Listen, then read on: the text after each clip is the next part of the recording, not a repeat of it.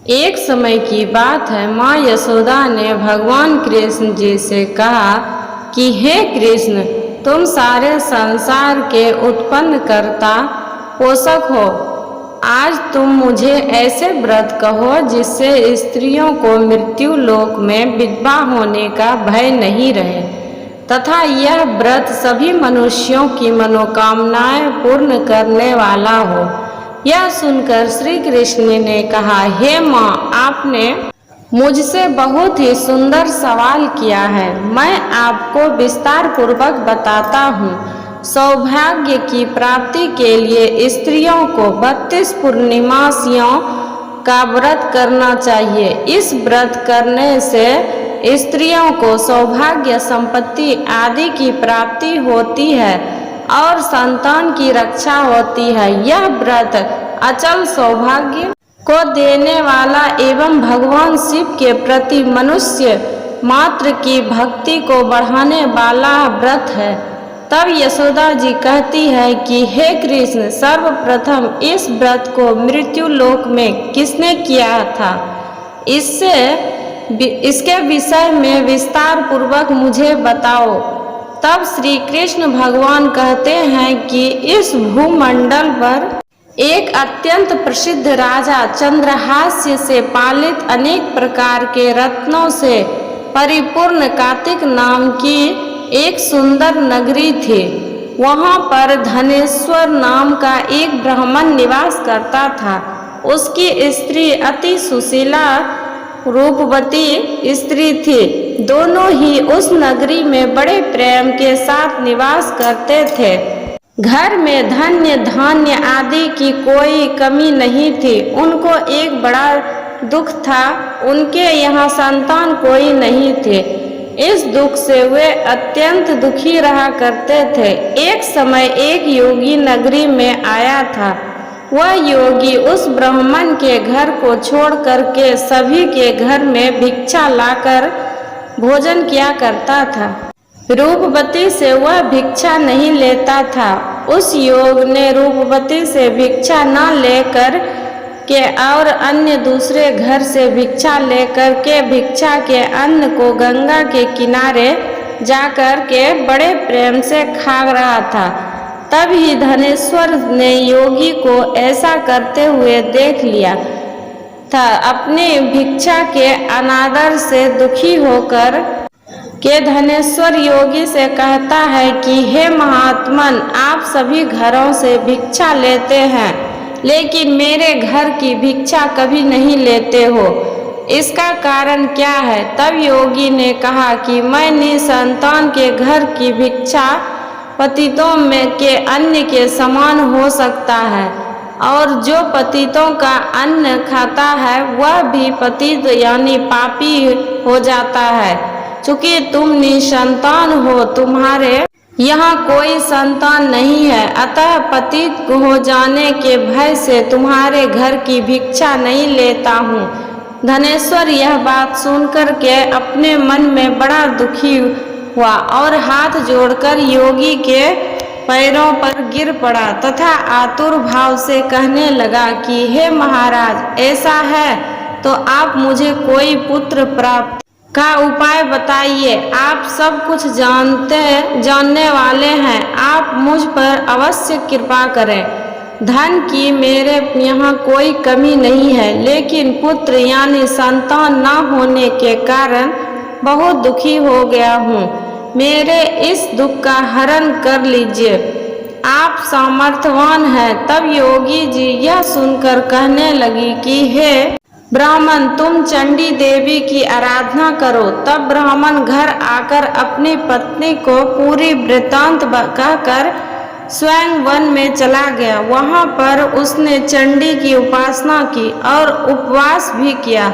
चंडी ने 16वें दिन उनको स्वप्न में दर्शन दिया और कहा कि हे धनेश्वर, जा, तेरे यहाँ पुत्र होगा, लेकिन उसकी 16 वर्ष की आयु में मृत्यु हो जाएगी। यदि तुम दोनों स्त्री पुरुष 32 पूर्णमासियों का व्रत श्रद्धा पूर्वक और विधि पूर्वक करोगे तो वह दीर्घ आयु हो जाएगा। जितनी तुम्हारी सामर्थ्य हो उतने आटे के दिए बनाकर शिव जी का पूजन करना, लेकिन पूर्णमासी को 32 हो जाना चाहिए। और प्रातः काल इस स्थान के समीप एक आम का वृक्ष दिखाई देगा, उस पर तुम चढ़कर फल तोड़कर शीघ्र अपने घर चले जाना और अपनी स्त्री को सारा वृतांत बताना। और ऋतु स्नान करने के बाद वह स्वच्छ होकर के और शंकर जी का ध्यान करके फल को खा लेगी। तब भगवान शंकर की कृपा से गर्भ ठहर जाएगा। जब ब्राह्मण प्रातः काल उठा तो उसने उस स्थान के पास एक आम का वृक्ष देखा, जिस पर बहुत सुंदर आम का फल लगा हुआ था। उस ब्राह्मण ने आम के पेड़ पर चढ़कर फल को तोड़ने का प्रयत्न किया और असफल रहा। तब उसने भगवान गणेश की वंदना करने लगा। इस प्रकार भगवान गणेश जी की प्रार्थना करने पर उनकी कृपा से धनेश्वर ने आम का फल तोड़ लिया और अपनी स्त्री को लाकर दे दिया। धनेश्वर की स्त्री कहे अनुसार फल को खा लिया और वह गर्भवती हो गई। देवी जी की असीम कृपा से एक पुत्र की प्राप्ति हुई थी। उन्होंने उसका नाम देवीदास रखा।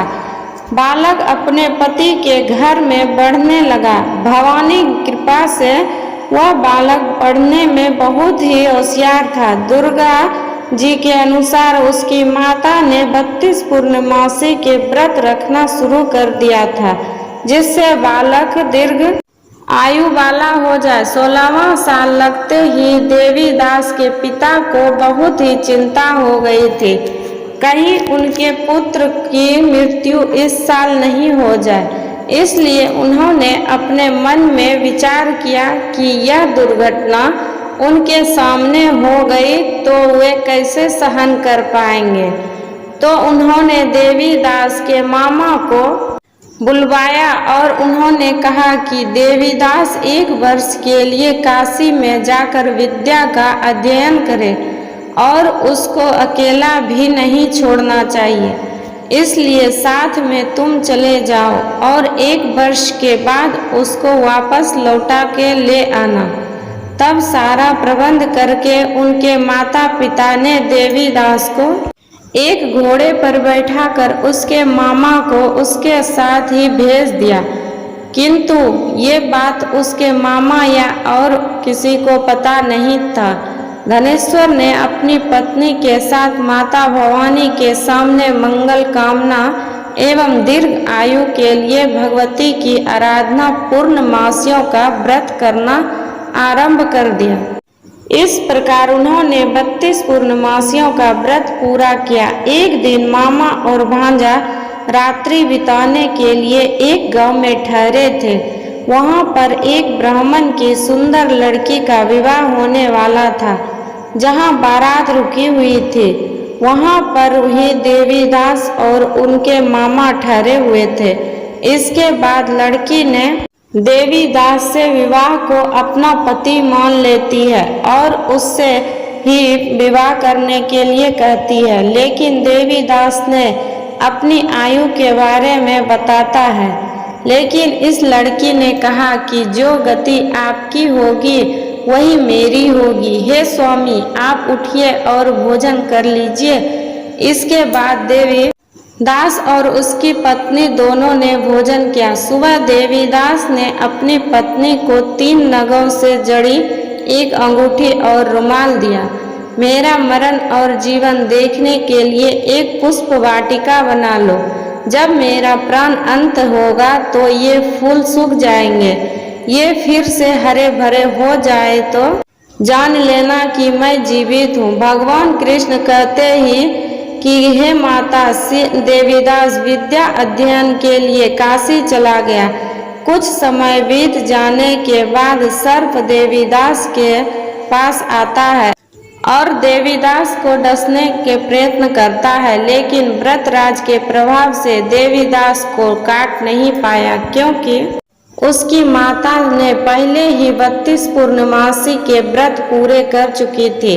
इसके बाद काल स्वयं वहां आया और उसके शरीर से उसके प्राणों को निकालने का प्रयत्न करने लगा, जिससे वह मूर्छित होकर पृथ्वी पर गिर पड़ा। भगवान की कृपा से माता पार्वती के साथ शंकर जी वहां पर गए। माता पार्वती ने शंकर जी से कहा कि इसकी माता ने पहली 32 पूर्णमासी का व्रत किया है और आप उसके प्राण दान दें। इस प्रकार शिव जी उसको प्राण दान देते हैं और काल को भी पीछे हटना पड़ा। देवी दास स्वस्थ होकर पुनः बैठ गया। उधर उसकी स्त्री उसके काल की प्रतीक्षा करती रही। जब उसने देखा कि पुष्प वाटिका में पुष्प और पत्ते नहीं रहे तो उसको अत्यंत आश्चर्य हुआ। वह लेकिन जब वाटिका हरी भरी हो गई तो वह जान गई कि उसके पति को कुछ नहीं हुआ है। यह देख कर के वह बहुत प्रसन्न मन से अपने पिता से कहने लगी कि पिताजी, मेरे पति जीवित है, आप उनको खोजो। 16वां साल बीत जाने पर देवी दास अपने मामा के साथ काशी से वापस चल दिया। उधर उनके ससुर घर से उनको खोजने के लिए जाने वाले ही थे, लेकिन वे मामा भांजे वहां पहुंच गए। ससुर उनके अपने घर में ले गया और नगर निवासी वहां पर एकत्रित हो गए और उन्होंने निश्चय किया कि इस कन्या का विवाह इस ही बालक के साथ हुआ था। कन्या ने भी लड़कों को पहचान लिया था। कुछ दिन बाद देवी दास अपने पत्नी और मामा के साथ बहुत से उपहार लेकर अपने नगर की ओर चल देता है। जब वह गांव के निकट आ गया तो वहां के लोगों ने उसे देखकर उनके माता पिता को पहले ही खबर दे दी, तुम्हारा पुत्र देवीदास अपनी पत्नी और मामा के साथ आ रहा है। ऐसा सुनकर उनके माता पिता बहुत ही खुश हुए थे। पुत्र और पुत्र वधू की आने की खुशी में धनेश्वर ने बहुत बड़ा उत्सव मनाया। तब भगवान श्री कृष्ण जी कहते हैं कि धनेश्वर 32 पूर्णमासी के प्रभाव से पुत्रवान हुआ। जो व्यक्ति या स्त्री इस व्रत को करते हैं, जन्म जन्मांतर के पापों से छुटकारा प्राप्त कर लेते हैं।